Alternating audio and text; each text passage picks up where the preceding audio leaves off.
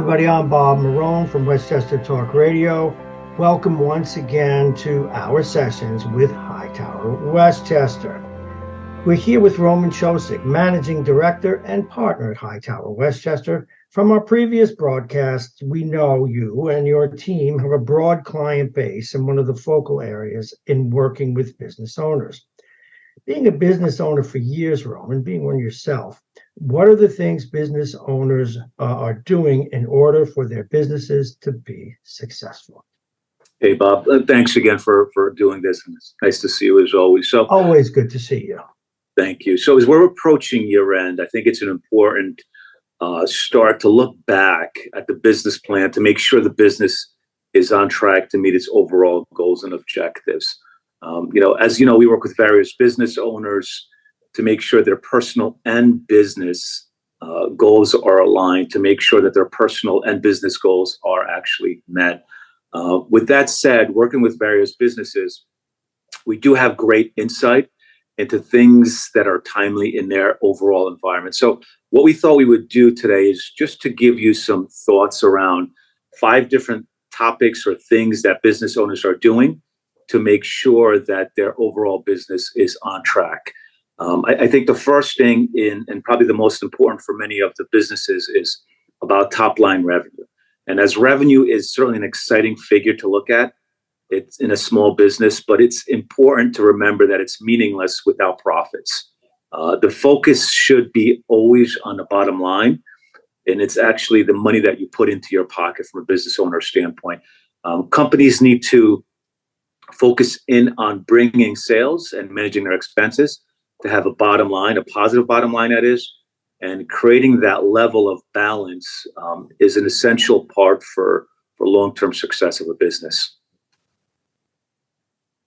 Profitability certainly drives viability and creates a healthy business. What other things can a business owner focus on to drive their success?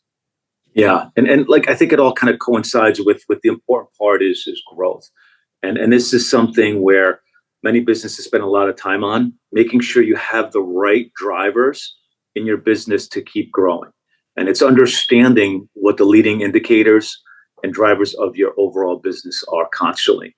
Are you on track to meet your respective yearly goals, and do you have the right measurements and metrics in place? It is about determining past performance, and if that is what will ultimately drive future results as well. And if it changes, one needs to pivot and adjust accordingly to the new business model.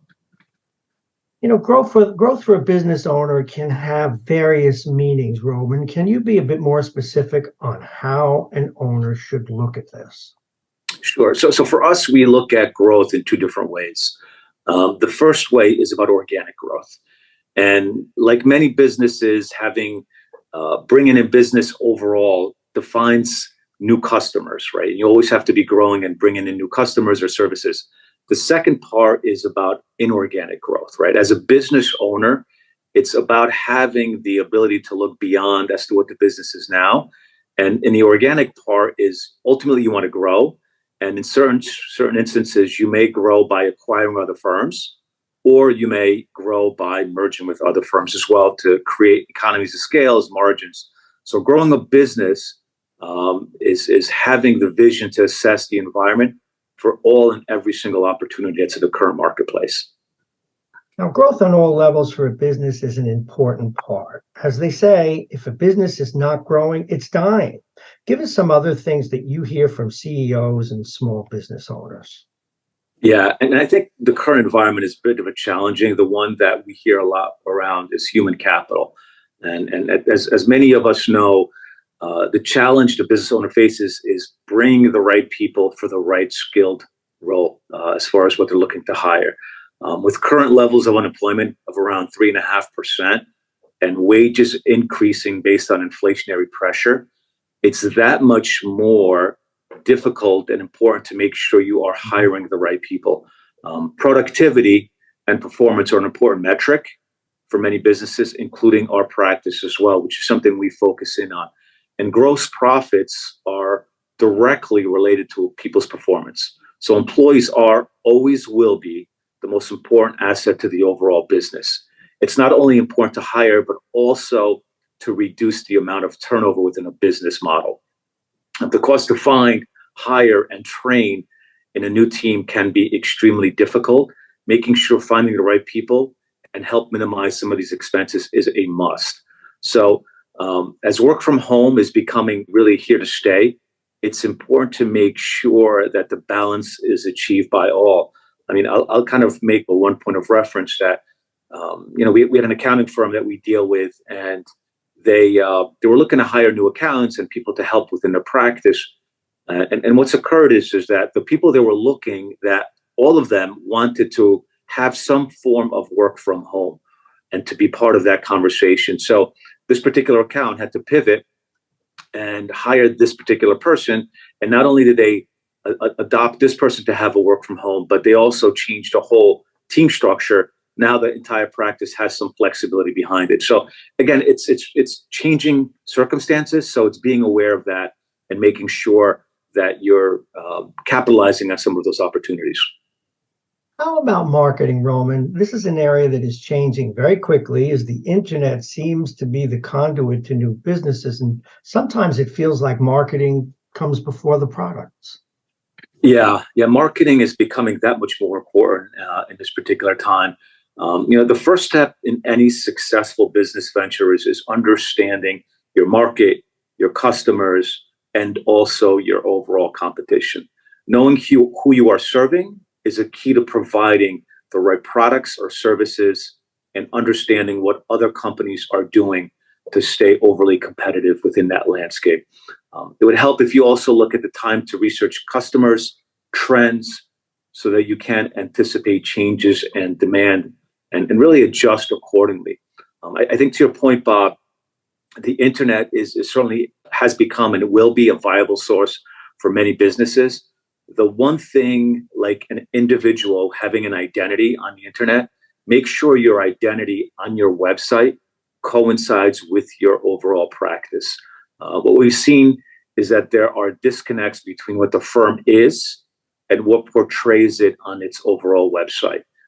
Make sure it's aligned and the overall messaging is consistent across. That is important. Marketing certainly has gotten to be more complicated too, with all the different ways to reach potential customers. What are you seeing owners doing, Roman?